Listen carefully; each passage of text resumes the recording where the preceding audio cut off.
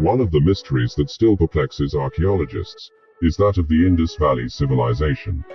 Existing between 3300–1300 BCE, there's evidence of at least 2 cities that at one time thrived in the Bronze Age in this region. It doesn't look like they were conquered, but simply abandoned. Yet what happened?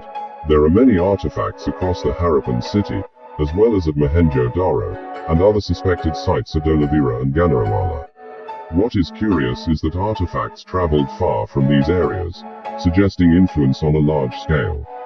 Yet several problems remain. What god did they believe in? What were their tales, myths? Who ruled them? And how did they disappear? Alongside this, no one seems to understand their language. So here are my thoughts on this intriguing culture.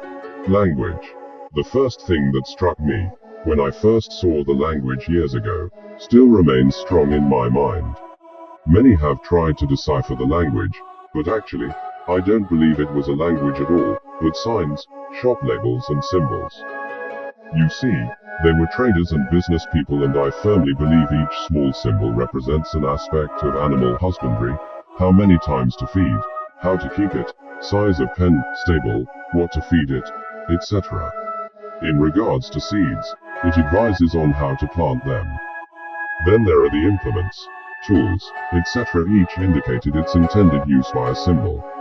For example, one of the more typical labels, to my mind, describes a type of oxen, with indications that it can pull cart or plow, use reins, or bit, to control it, size of the stable, what to feed it and how many times a day to feed it. One regarding seeds would show how to plant it, how far apart, types of furrows to use and how to shelter from rain and sun. To me, it's always been clear. There was no language as such, but they used symbols in a way that we use labels on food these days. Historical context. The Akkadian Empire was thriving to the northeast of the Indus Valley at this time, as well as other empires being established across the northern Indias and in areas either side of the Himalayas. The Indus Valley civilization does not provide any evidence thus far of a belief system. No archaeological evidence has uncovered any statues of kings, gods or heroes, or what would be texts of songs, philosophical arguments, or what would class as spiritual documents.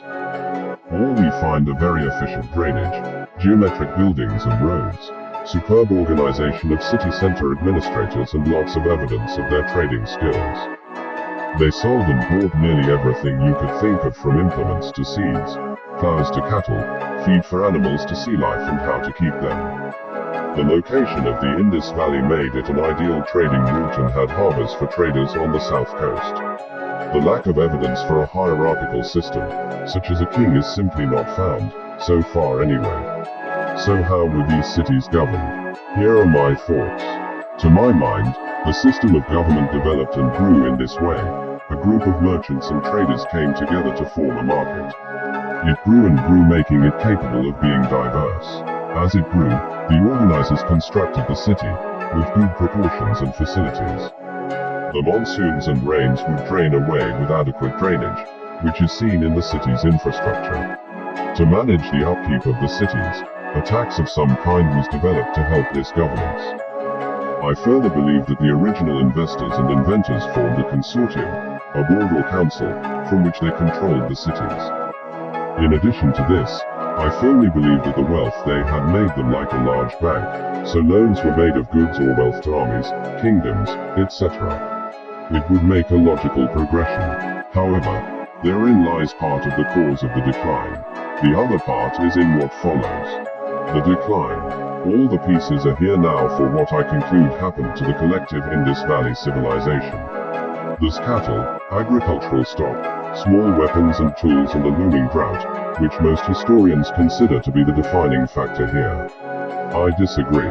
What I postulate is that the traders were extremely successful, having a culture that was not spiritual, but ruled to some. There was no king or governor, but a council, similar to democracy. The council also became a bank, or lender of goods and wealth. Due to the monsoon seasons declining, environmental changes were happening and the need for potable water was urgent. Waterborne and airborne illnesses become very apparent, alongside malnutrition. The Akkadians mention an illness called mascodem, which is also known as brucellosis, a zoonotic disease that can affect both humans and livestock. I believe that as the civilization succumbed to illness, those who owed money to the bank were very shrewd and plundered the area, collectively. There's no obvious signs of warfare or burning down houses, no evidence of conquest. It's like a silent exodus occurred. The combination of ecological change, illness and greed led to a muted overthrow of the Harappan culture. The sea peoples that some archaeologists believe existed may have been part of this overthrow, but in my mind, anyone who owed money simply took advantage of the situation. So no conquest was needed, but due to the illness, no one wanted to live there, not for a long time. Interesting, isn't it? This is conjecture, yet consider it very compelling. It fits what we believe happened, but no one truly knows what did actually occur. So following the logic as mentioned, this could be the answer to a very weird end to a very well-established trading culture.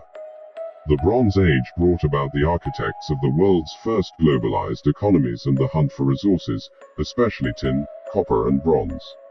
The need for currency was also becoming apparent, meaning that taxes would become a regular base of income for a clan leader or king.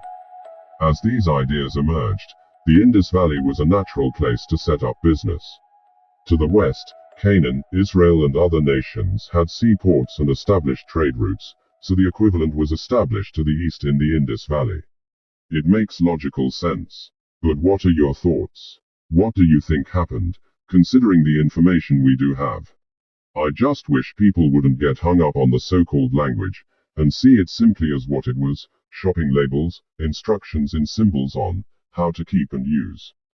If you have any thoughts, don't be afraid to drop me a line.